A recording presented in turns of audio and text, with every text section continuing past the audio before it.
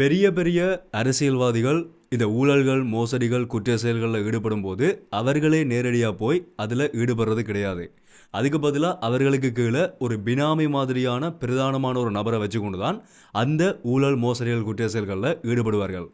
எப்போ அந்த பினாமி மாட்டுப்படுறாரோ அப்போ தான் மேலே இருக்கக்கூடிய இந்த பெரிய அரசியல்வாதிகளுக்கு கதி கலங்கும்.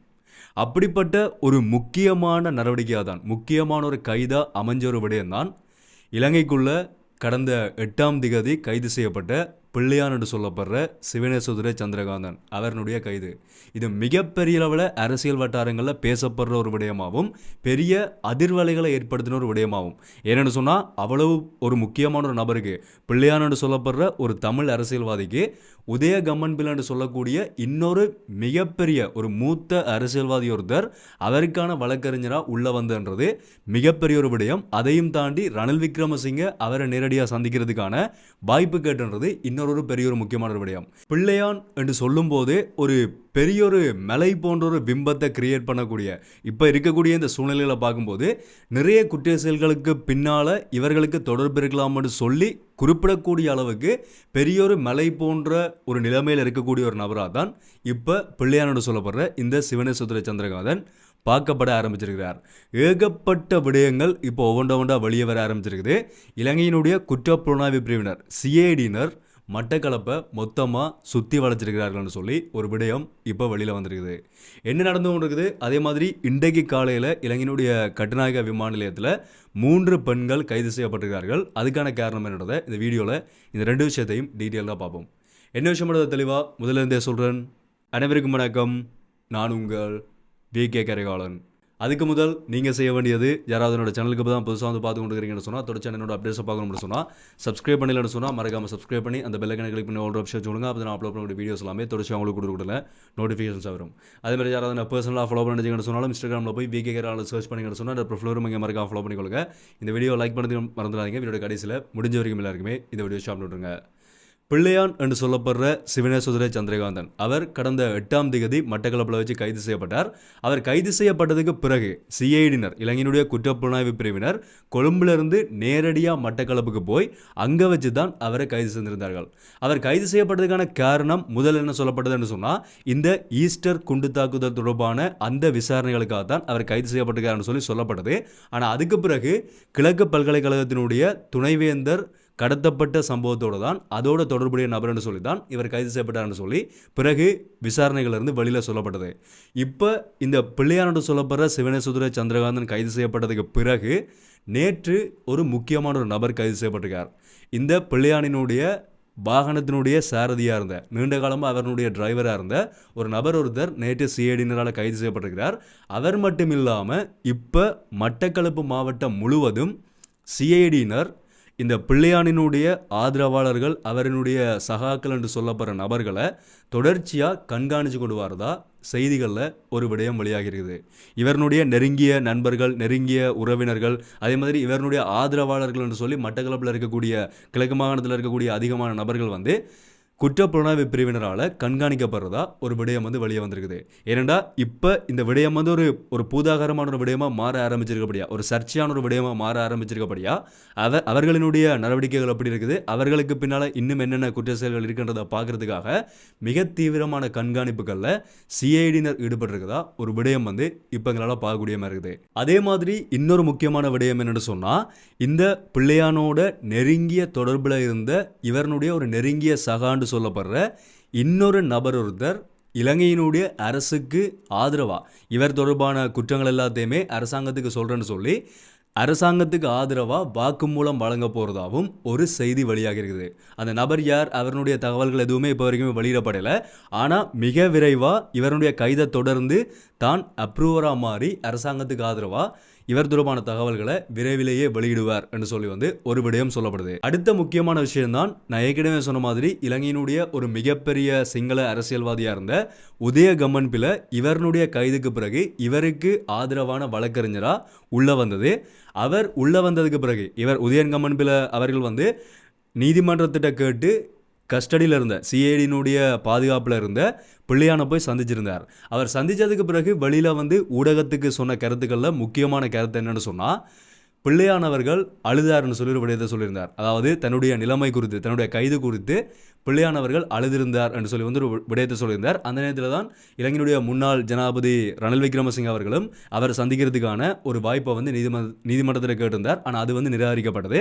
ஸோ இந்த கூற்றுக்கு பிறகு இந்த உதய கமன்பில அவர்கள் உள்ள வந்ததும், அதே மாதிரி அவர் வெளியில் வந்து ஊடகத்துக்கு சொன்ன கருத்துக்களுக்கும் பிறகு ராஜபக்ச குடும்பத்தின் மீதான ஒரு சில விடயங்கள் வந்து பேசப்பட ஆரம்பித்தது. ஒரு பரவலாக ஒரு சர்ச்சையாக வந்து பேசப்பட ஆரம்பித்தது. இந்த பிள்ளையானோடு சொல்லப்படுற நபர் வந்து ஏற்கனவே ராஜபக்ச குடும்பத்தோட நெருங்கிய தொடர்பில் இருந்த ஒரு முக்கியமான ஒரு நபர். ஸோ இதுக்கு பிறகு இந்த சர்ச்சையாக பேசப்பட்டு கொண்டிருக்கக்கூடிய விடயங்களுக்கான பதிலளிக்கிற விதமாக நேற்று ஸ்ரீலங்கா பொதுஜன பெரமுன கட்சியினுடைய மஹிந்த ராஜபக்ச அவர்களுடைய தலைமையிலான ஸ்ரீலங்கா பொதுஜன பெரமுன கட்சியினுடைய கட்சி அலுவலகத்தில் வச்சு ஒரு ஊடக சந்திப்பு நடத்தப்படுது. அந்த ஊடக சந்திப்பில் இலங்கையினுடைய முன்னாள் அரசியல்வாதியாக இருந்த சரத் வீரசேகர அவர்கள், ஒரு மிகப்பெரிய இனவாதியாக சொல்லப்படுற சரத் வீரசேகர அவர்கள் ஒரு முக்கியமான விடயத்தை வந்து வெளிப்படுத்தியிருந்தார். இது தொடர்பான கேள்விகள் கேட்கப்படும் போது, பிள்ளையான் விடுதலை புலிகளில் இருந்து வெளியில் வந்ததுக்கு பிறகு, விடுதலை புலிகள் அமைப்பில் இருந்து விலகினதுக்கு பிறகு எங்கட இராணுவத்தோடு இணைஞ்சு எங்கட இராணுவத்துக்கு இந்த யுத்தத்தை முடிக்கிறதுக்காக உதவி செய்திருந்தார். அவருடைய உதவியும் ஒரு பகுதியாக எங்களுக்கு இருந்ததுன்னு சொல்லி ஒரு விடயத்தை சொல்லிட்டு இன்னொரு விடயத்தை என்ன சொல்லியிருந்தாருன்னு சொன்னால், இதனால பிள்ளையான நாங்கள் உதய கமன்பில சொல்கிற மாதிரி தேசிய நாயகனாக பார்க்க முடியாது. அவர் எங்களோட யுத்தத்துக்கு உதவி செய்திருந்தார், விடுதலை புலிகளிலிருந்து வெளியில் வந்து எங்களுக்கு உதவி செய்திருந்தார். ஆனால் அதுக்காக அவரை நாங்கள் தேசிய நாயகனாக பார்க்க முடியாது என்ற மாதிரி ஒரு விடயத்தை வந்து இந்த பொதுஜன பெரமுன கட்சியினுடைய சார்பில் சரத் வீரசேகர் அவர்கள் வந்து ஒரு விடயமாக சொல்லியிருக்கிறார்.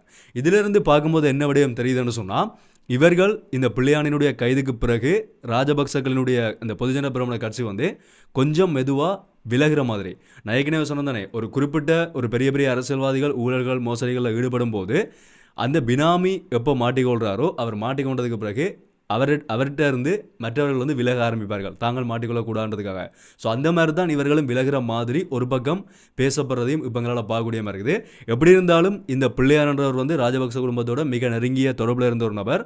நிறைய ஊழல்கள் மோசடிகளுக்கு பின்னாலேயும் இவர் உதவியாக இருந்திருக்காருன்னு சொல்லி ஏற்கனவே சேனல் 4க்கு அசாத் மௌலானா கொடுத்த ஒரு வாக்குமூலத்திலிருந்து வெளிப்படையாக நிறைய இடங்களில் பேசப்படுது.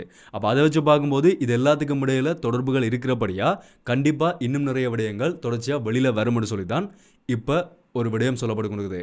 இப்போ மட்டக்களப்பில் நடக்கக்கூடிய இந்த சிஐடியினருடைய கண்காணிப்பின் கீழே அங்கே கைது செய்யப்படக்கூடிய நபர்கள்ட்ட இருந்தும் நிறைய விடயங்கள் தொடர்ச்சியாக வெளியில் வரும். அவர்கள்ட்ட இருந்து பிள்ளையான் தொடர்பான விடயங்கள் வெளியில் வரும்னு சொல்லியும், பிள்ளையான்கிட்ட இருந்து அவர்களுக்கு மேலே செயற்பட்ட அரசியல்வாதிகள் யார், அவர்கள் செய்த குற்றங்கள் என்ற தொடர்பான விடயங்கள் வந்து அவர்கிட்ட இருந்து அவருடைய வாக்குமூலத்திலிருந்து பெற்றுக்கொள்ளப்படும் என்ற மாதிரியும் ஒரு விடயம் வந்து சொல்லப்படுகிறது. இப்போ பிள்ளையான் வந்து 90 நாட்கள் சிஐடியினருடைய கண்காணிப்பில் வந்து இருக்கிறார். அவர்கிட்ட வந்து விசாரணைகள் முன்னெடுக்கப்பட்டு கொண்டிருக்குது. அடுத்தடுத்த கட்டமாக ஒவ்வொரு நாளும் தகவல்கள் வெளியில் வரும்போது தான் என்னென்ன விடயங்கள், என்னென்ன எங்களை அதிர்ச்சியாக்கக்கூடிய விடயங்கள் வெளியில் வருதுன்றதை நாங்கள் பார்க்க முடியும். நாளைக்கு ஒரு முக்கியமான ஒரு நாள், ஈஸ்டர் ஞாயிறு, உயிர்த்த ஞாயிறு. ஸோ இந்த உயிர்த்த ஞாயிறு தாக்குதல் நடந்து 6 வருடங்கள் பூர்த்தியாக போது இது தொடர்பான தகவல்கள், இதில் மிகப்பெரிய எதிர்பார்ப்பு வந்து மக்கள் மத்தியில் இருக்குது. முக்கியமாக இந்த கத்தோலிக்க சபையினர் மத்தியில் வந்து இந்த புதிய அரசாங்கத்தின் மேலே ஒரு பெரிய ஒரு எதிர்பார்ப்பு, இந்த உயிர்த்த ஞாயிறு தாக்குதல் தொடர்பான விடயங்கள் வெளியில் கொண்டு வரப்படும் சொல்லி எதிர்பார்ப்பு இருக்குது.